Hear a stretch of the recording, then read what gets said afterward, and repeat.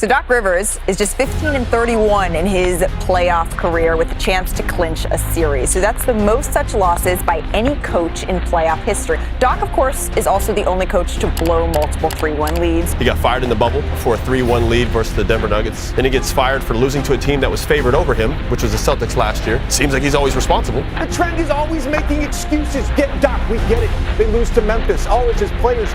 Memphis was playing G League guys and two-way guys. I wish y'all would tell the whole story with me. All right, my Orlando team was the AC. No one gives me credit for getting up against the Pistons who won the title. The Bucks really shook things up mid-season by swapping out their rookie coach Adrian Griffin for the experienced Doc Rivers. And while this move was aimed at improving the Bucks and making them a championship-worthy team again, it hasn't gone according to plan. Doc Rivers has found himself in a more difficult situation than expected with the Bucks, and it's looking like it was all a big mistake. But how exactly has the hiring of Doc Rivers made the Bucks worse? Despite the Bucks' impressive 30-13 record, it looked like Adrian Griffin had lost the trust of the star players, and even worse, their defensive ranking had slipped to 24th in the league. So Milwaukee decided to let him go. Doc Rivers' hiring sparked both intrigue and skepticism across the NBA. While some applauded the bold move, others couldn't ignore his mixed coaching reputation, especially in big-stage playoff games. Even though Doc kept quiet about other potential offers, he deemed Milwaukee's coaching challenge too good to pass up. The decision to let go of Griffin, despite the Bucks dominating the Eastern Conference and Griffin winning 70% of his games, raised eyebrows. Their offensive game was on point, but defensive struggles persisted. But they could have probably addressed the issue at the trade deadline without dumping Griffin. Nonetheless, the Bucks seemed to be all in for a championship run, starting with their October trade for Damian Lillard. Doc is a seasoned coach with a championship under his belt and with over 1,000 wins in his coaching career, which ranks 8th in NBA history. This made the Bucks believe they'll eventually succeed with him leading the way, but he stepped into a high-pressure situation. The Bucks are eyeing a championship this season, and Doc faces scrutiny for his playoff track record since 2008. And since his time in Milwaukee hasn't gone according to plan, this criticism has grown louder. The Bucks stumbled out of the gate under Rivers' leadership, dropping to a 1-4 record in his first 5 games. What's even more concerning is their tendency to blow leads, a trend that's haunted them since Doc took over for Griffin. The Bucks blew a lead in each of the 4 losses in Doc's first 5 games, a 19-point lead against the Jazz, 15-point lead against the Mavericks, and a 13-point lead against the Nuggets. In a 114-106 loss to the Phoenix Suns in early February, the Bucks led the Suns by 7 points in that loss. But it might be the most excusable of the bunch, as Damian Lillard and Brook Lopez were out, and Chris Middleton left the game in the first quarter with an ankle sprain. Despite early setbacks, Doc saw potential, particularly in the team's defensive growth, a vital area they've struggled with, ranking below the top 20 in team defense with an average of 119.8 points per game when he came.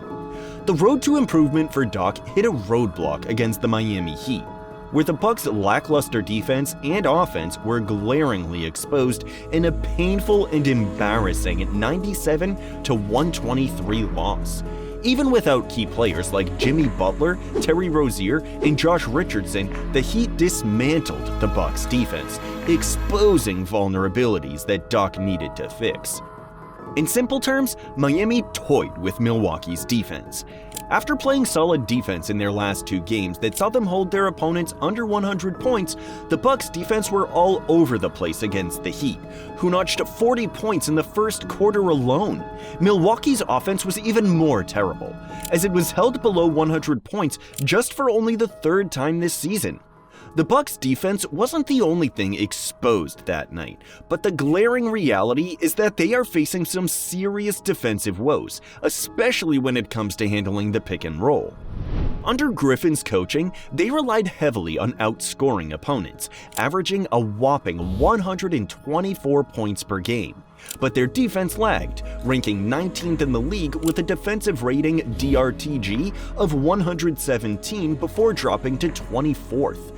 Despite boasting defensive stalwarts like Giannis Antetokounmpo and Brook Lopez, the Bucks struggled to contain opponents, especially in the pick and roll. Stats show all three top bigs, Bobby Portis, Lopez, and Giannis, performed below league average defending on-ball screeners, a far cry from their previous season's standards.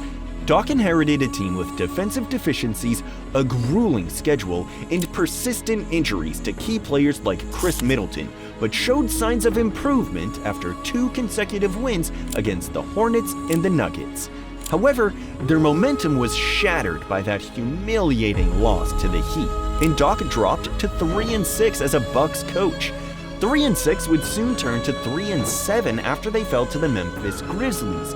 In fact, they suffered another humiliating loss against a short-handed Memphis Grizzlies. The Grizzlies were playing without any of their superstars, including Ja Morant, Desmond Bane, Marcus Smart, and Jaren Jackson Jr. Still, Doc's team lost the game 110-113. Instead of owning up to the defeat, Doc offered a puzzling excuse, just like how he hasn't been shy about expressing his frustrations with the Bucks' performance, openly criticizing his players after tough losses. It didn't help that the Bucks, who were once aiming to top the conference table, slipped to 3rd in the Eastern Conference standings under Doc's tenure. It looks like it will only get worse for the Bucks as Doc's coaching history adds pressure, especially with past playoff struggles, including blowing leads 3-1 and 3-2 series leads and having a 6-10 record in Game 7s. If the Bucks fail to make a deep playoff run this year, it might be the official last straw for Doc in the NBA. And with his very shaky history after that long-ago 2008 title he won with Boston, no one will be shocked if things go south. Doc is quite literally the face of coaches who fail to achieve postseason success with great talent, again and again and again. The NBA has seen just 13 blown 3-1 series leads throughout its history, and somehow Doc has been at the helm of 3 of them. He has even managed to lose a record-breaking 10 Game 7s, which is by far the most in NBA history. He also happens to be 17-33 in games in which his teams had a chance to clinch a playoff series win, which is a brutal 34% win rate. That too is the most losses for a coach in such a scenario in NBA history. But then again, people often forget the huge level of talent Doc has had at his disposal, even through all those blown leads. See, he had a star-studded team with the Clippers for 7 seasons and never made a single conference finals. And over his 3 years in Philly, while coaching Joel Embiid, Doc again failed to get past the second round of the playoffs. All this just ignites the argument whether his championship season at Boston was all a fluke. When Doc Rivers led the Boston Celtics to a championship win in 2008, beating Kobe Bryant and the LA Lakers in the process, the whole world came to know how good of a coach he was, or could continue to be as he got more years under his belt.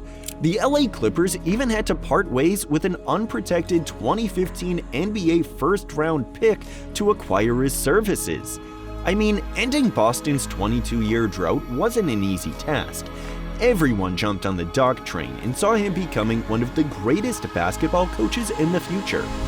He has coached some of the all-time greats in Chris Paul and Kawhi Leonard, apart from talented individuals like Paul George, Joel Embiid, and Blake Griffin, but hasn't even been able to lead his teams to an NBA Finals appearance. Doc did lead the Celtics to the 2010 Finals, where they lost the series in 7 games to the Lakers. After deciding between staying on the job or returning to Orlando in order to spend more time with his family, Doc finally decided that he would honor the last year of his contract and return for the 2010-2011 season. He would eventually remain till the 2012-2013 season. Doc moved and stayed with the LA Clippers from 2013 to 2020, overseeing a rebuild at the beginning. He did some stellar work during the rebuild after the breakup of the Lob City era, but produced 2 underwhelming returns when the LA Clippers had incredibly talented teams. A team with the likes of Chris Paul and Blake Griffin, along with role players like DeAndre Jordan and JJ Redick, Doc could never coach these teams to the conference finals, let alone win a championship. The Kawhi Leonard-Paul George's LA Clippers side faced similar struggles in the 2020 NBA playoffs as they came crashing out of the second round despite leading the Denver Nuggets 3-1. The Clippers invested all their resources in putting this team together, but their season was a massive disappointment as the front office saw bitter rivals LA Lakers lift a record-tying 17th championship. On October 3, 2020, the Philadelphia 76ers announced that they had hired Rivers as their head coach, and soon thereafter, the 2021 NBA playoffs was another example of how Doc Rivers has consistently underachieved in the playoffs with great teams.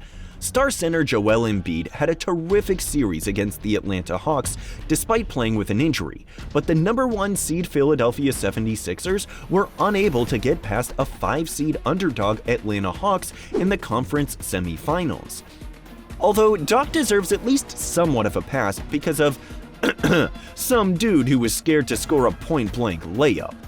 Anyways, as I was saying, in the 2023 playoffs, Doc's side lost in Game 7 of the conference semifinals, this time to Boston, even after having a 3-2 lead with an opportunity to close out the series at home in Game 6. In the end, Doc was dismissed by the Philadelphia 76ers, and he left as probably the worst playoff coach in NBA history. It's true that Doc has faced some poor injury luck with the teams he has coached throughout the career. However, it's also true that he finds it hard making adjustments in the postseason, which has led to playoff disappointment time and again. This looks worrying from the Bucks' point of view, and with the postseason approaching, they can only hope that history doesn't come to repeat itself again. So why do you think NBA teams continue to give Doc a job despite his track record of collapsing in the playoffs? And how worried should the Bucks be with Doc come playoff time? Let us know in the comments below.